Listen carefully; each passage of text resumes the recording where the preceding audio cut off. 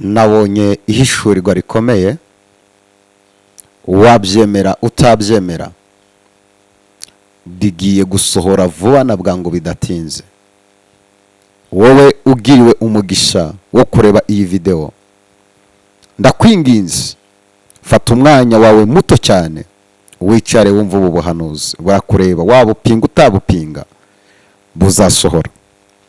Mbere yuko mvuga icyo umwuka yampishuriye, nabonye abantu badasenga bagira ahantu bakifuza gusenga. Nshuti, ugifite uburyo senga, kibona uwo mwanya wo gushaka mu maso y'Imana ubyaza umusaruro. Mu myaka maze nabonye aho umuntu atunga amafaranga menshi ariko yagwara ubutunzi ntibugire ico bumumarira, agashaka Imana atarigeze ayishaka ari muzima.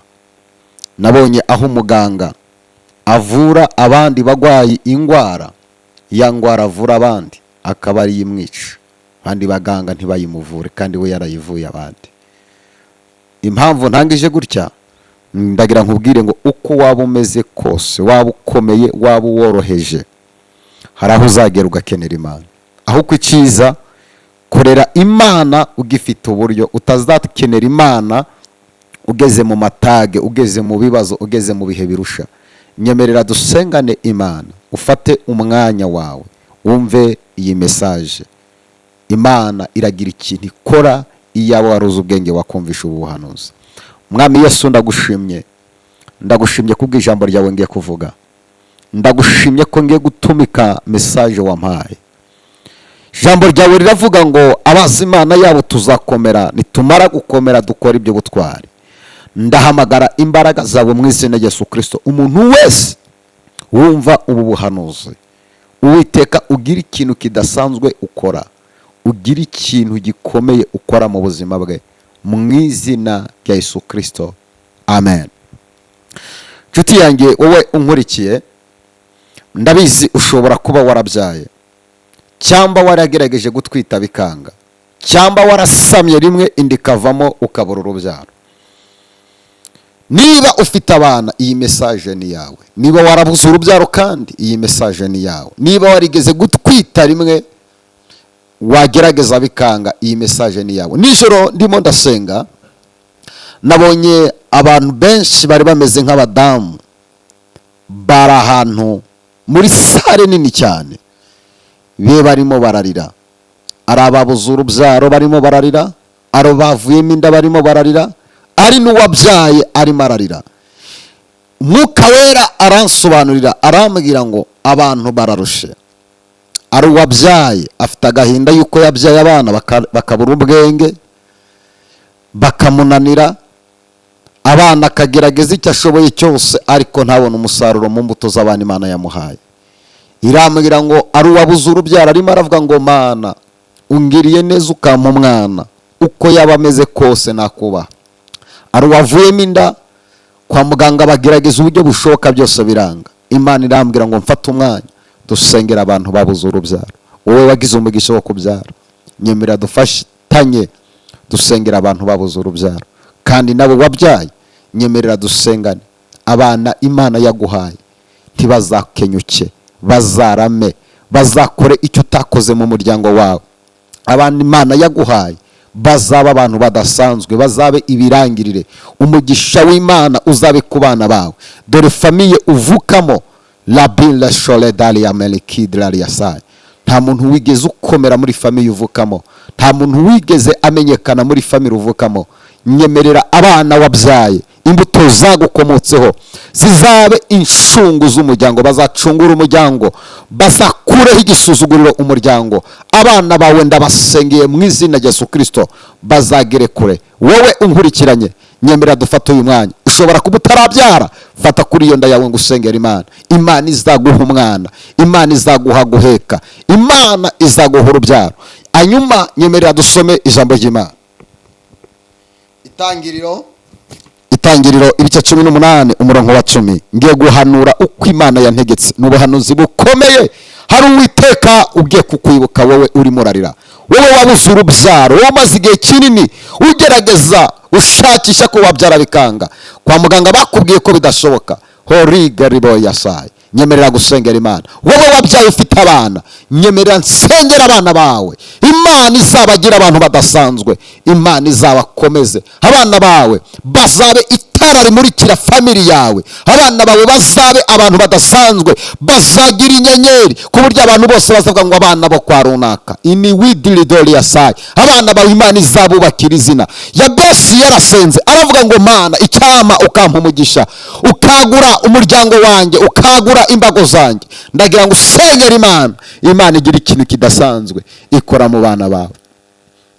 Bana bawe ntibazakenyuke, abana bawe bazabeho uburinzi. Wewe wabuze urubyaro, mu izina rya Yesu Kristo Imana iguhereze guheka, Imana iguhereze gusama.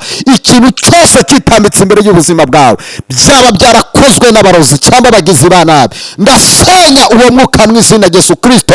Imana ikumara agahinda iguhereze guheka, Imana ikumara agahinda uhekera imbere y'umurozi, ubyarire mu maso y'abatifuza ko washyira imugongo. Ndacagagura imbaraga zose z'umwanzi Satani, Imana iguhereza abana mu izina rya Yesu.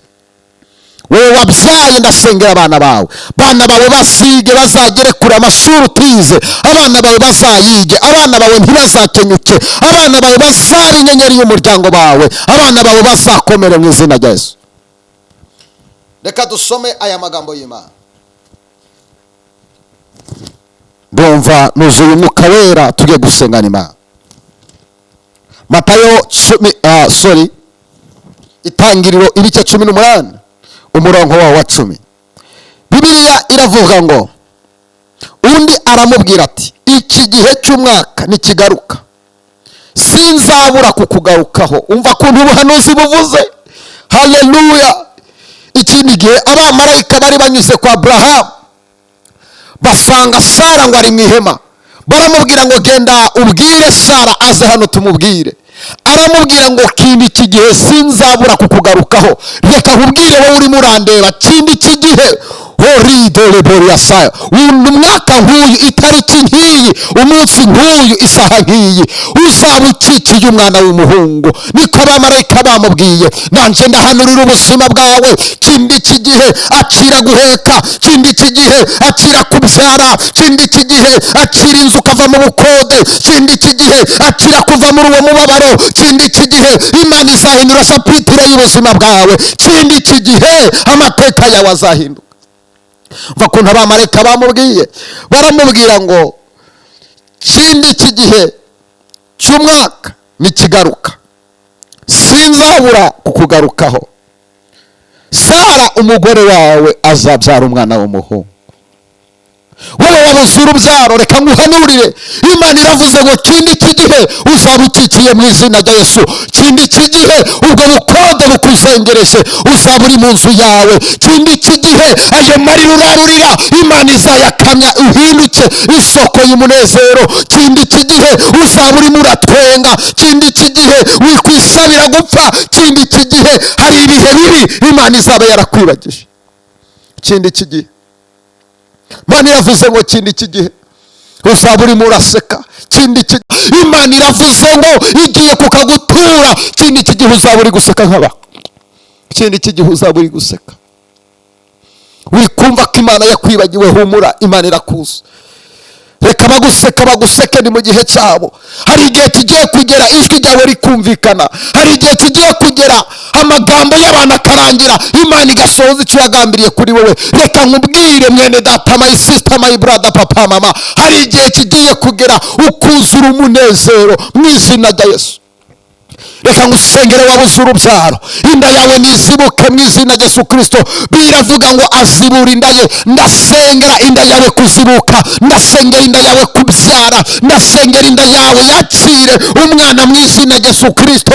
Kwa muganga bavuze ko bidashoboka, wagerageje ibishoboka biranga, ariko ndahamagara imbaraga z'Imana, akira kubyara, akira umwana.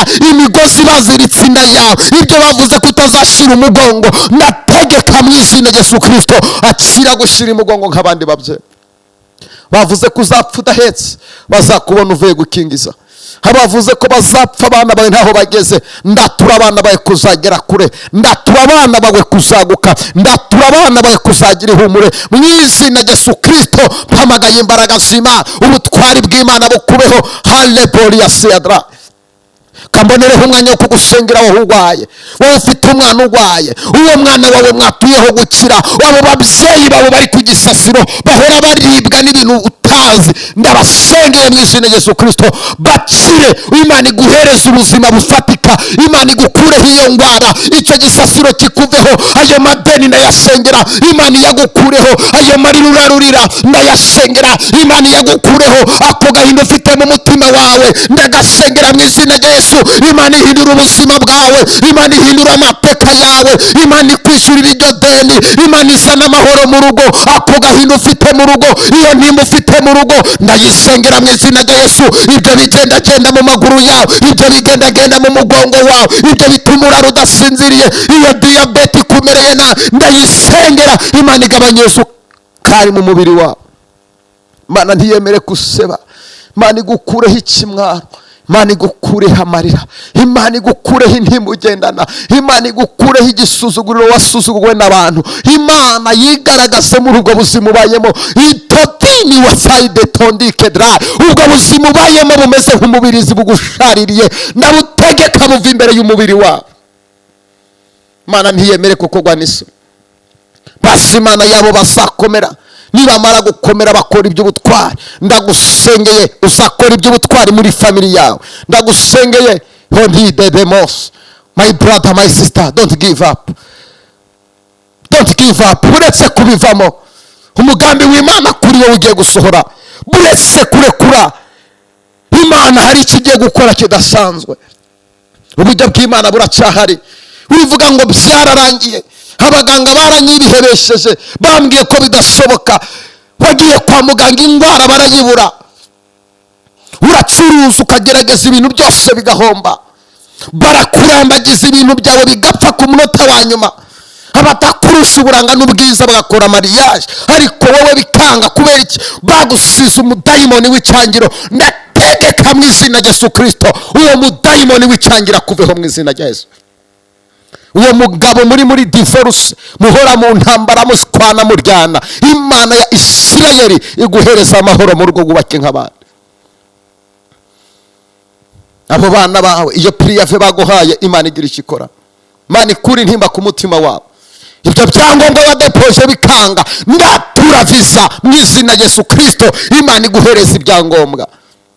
wagiye mu mahanga, uri mu gihugu cyateye imbere, ariko urutwa n'umuntu wasigaye muri Afurika, ugerageza gukora ntacyo ugeraho, ubuzima ubayemo ni bubi burashaririye. igihe cyose ubonye amafaranga haguruka ibibazo, amafaranga yose akagenda ugasigara muri negatifu. Imana ikura umudayimoni w'inyatsi ku buzima bwawe, Imana ikugwanirire, Imana ntiyemere guseba. twasomye ijambo rivuga ngo kindi kigihe Imana imugarukaho, Imana igiye kukugarukaho. Imana ntibesha, Imana si umuntu ngo ibeshe, icyo yavuganye nawe izagikora.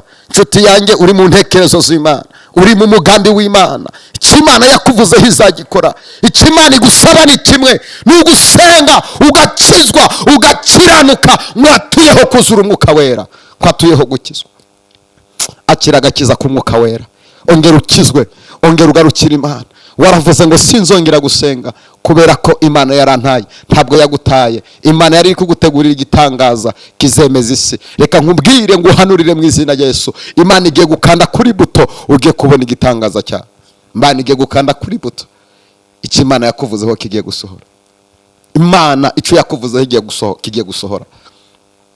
Imana ikumpera umugisha.